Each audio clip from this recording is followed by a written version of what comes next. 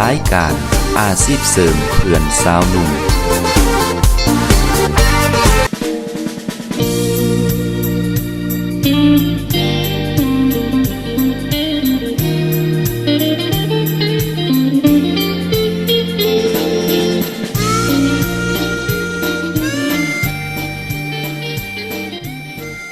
บายดีท่านผู้ชมที่เคารพขอต้อนรับท่านผู้ชมเข้าสู่บรรยากาศของรายการ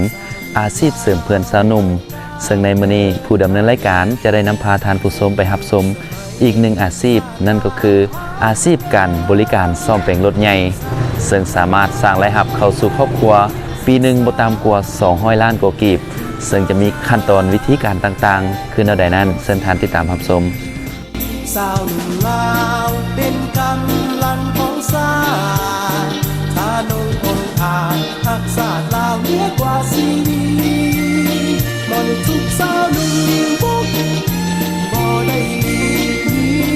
สาวหนุ่มลาวนี้เป็นสิ่งสบายดี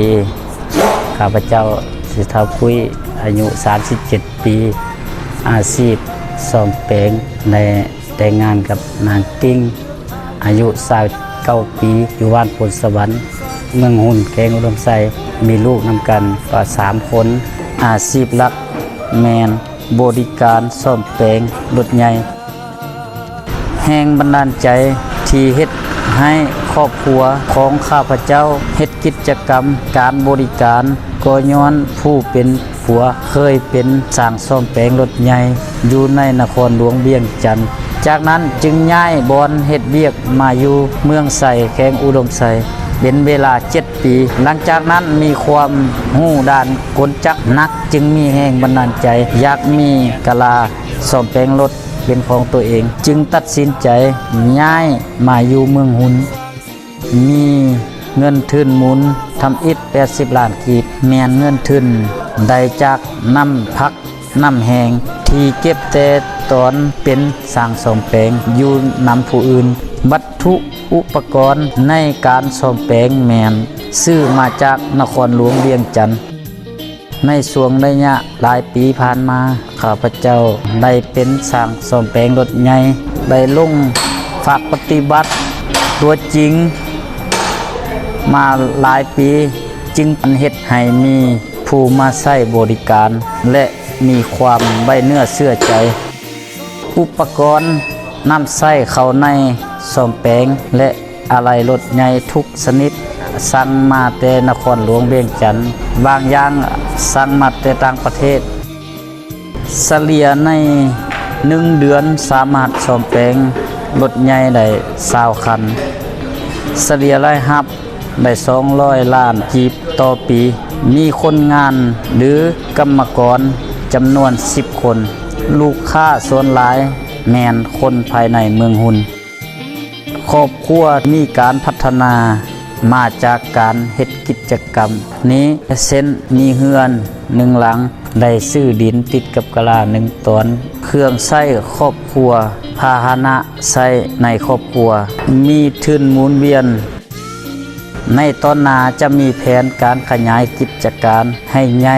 และมีความทันสมัยกว่าเก่าผลสำเร็จดังกล่าวข้าพเจ้าขอแสดงความรู้บุญคุณอันล้นเหลือและขอขอบใจมายังการนำภาครัฐทุกขั้น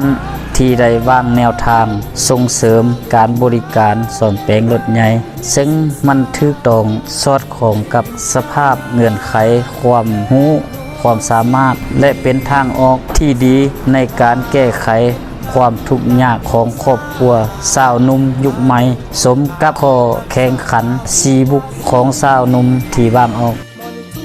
เรียกร้องและฝากถึงสาวหนุ่มวัยหนุ่มจงมีสติบุกบืนปฏิบัติข้อแข่งขัน4บุกเข้าในการพัฒนาเบียกงานที่ตนรับผิดชอบและสร้างเศรษฐกิจครอบครัวให้เข้มแข็งโดยการนำใช้ความรู้ความสามารถประสบการณ์และเงื่อนไขจุดพิเศษและท่าแห้งที่ตนมีเพื่อสร้างได้รับเข้าสู่ครอบครัวและสร้างเบียกเฮ็ดงานทำประเทศชาติเฮาเรียกร้องต้องการสาวหนุ่ม ตลอดระยะผ่านมาก็เริ่มแต่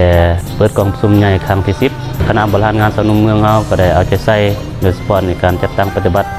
ตามพระราชบทบาท10 นาทีบ่รวมบ่เฉพาะเพียงการแนะนำเลขที่33เกี่ยวกับสร้างเป็นหน่วยสนุมซีบุกตลอดระยะพันมาหันคณะบริหารงานสนุมเมืองเฮาก็ได้เอาใจใส่เป็นลงแก่สิทธิแพทย์อยู่ในหักทานโดยเฉพาะในอ้อมค้างคันเมืองตลอดฮอดคันบ้านมาฮอดปัจจุบันนี้ถือว่าเราก็สามารถรับรองเป็นหน่วยสนุมซีบุกนี่155หน่วยในการจัดตั้งปฏิบัติระยะพันมาหันและพร้อมกันนั้นอันพ้นเด่นปี2023มันถือว่าเมืองหุ่นเฮาก็ได้รับรองเป็นเมืองชุงไส้นำหน้าและอยู่ในนี้อันพ้นเด่นก็แม่นสาวนุ่มตะลันบอนก็ได้ลงช่วยพ่อแม่ประชาชนผู้เคลื่อนโดยเฉพาะและแม่นบ้านไส้มงคุลในจำนวน19หลังอยู่ในนี้ก็เป็นสาวนุ่มอ้อมค้างเมืองบวกกับคณะบริหารงานสาวนุ่มเมืองเบียกในการลงทุกๆอยู่ครอบครัวตัวแบบนั้นระยะพันมาหันทางสาวนุ่มเมืองเฮายังมีท่าแหงและสิ่งที่บ่มซ้อนโดยเฉพาะในการปลูกสาลีการปลูกฟังเลี้ยงสัตว์ก็ยังมีหลายครอบครัวแต่ก็ยังบ่ทันได้ยกให้เป็นครอบครัวตัวแบบนี้สูงเด่นให้สังคมได้รับรู้ในจุดนี้คือก็ได้ยกให้ทรายปุ๋ยปิ้งมะลานี่เป็นครอบครัวตัวแบบเป็นแบบอย่างให้สมาชิกสาวนุ่มอยู่ในคันเมืองหุ้นที่ว่าจะมาศึกษาข้อมูลอยากเรียนรู้บรรดาประสบการณ์ในการซ่อมแปลงรถนั้นสิเลียรายรับของทรายปุ๋ยปิ้งมะลานี่ถือว่า200 ล้านกีบต่อปีก็อยากเรียกร้องให้บรรดาสมาชิกสาวนุ่มเข้าร่วมโดยเฉพาะในเมืองหุ้นโดยเฉพาะในการสร้างเศรษฐกิจครอบครัวเห็นอะไรสมาชิกสาวนุ่มของพวกเขาจะมี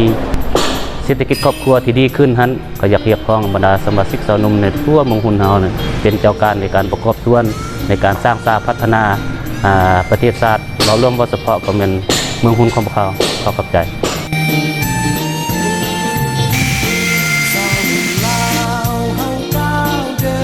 ท่านผู้ชมที่เคารพที่ผ่านไปนั่นก็เป็นขั้นตอนวิธีการต่างๆในการซ่อมแปลงรถใหญ่ซึ่งสามารถสร้างรายรับเข้าสู่ครอบครัวปีหนึ่งบ่ต่ำกว่า200 ล้านกว่ากีบมาฮอดนี้การดำเนินรายการอาชีพเสริมเพื่อนสาวหนุ่มก็ได้สิ้นสุดลงเพียงเท่านี้ข้าพเจ้าวินัท อุ่นละครก็ต้องขอลาท่านผู้ชมไปก่อนแล้วพบกันใหม่ในโอกาสหน้าสำหรับมื้อนี้สบายดีหักษาลาวเหนือกว่าสิ่งนี้บ่ได้ทุกสาวนุ่ม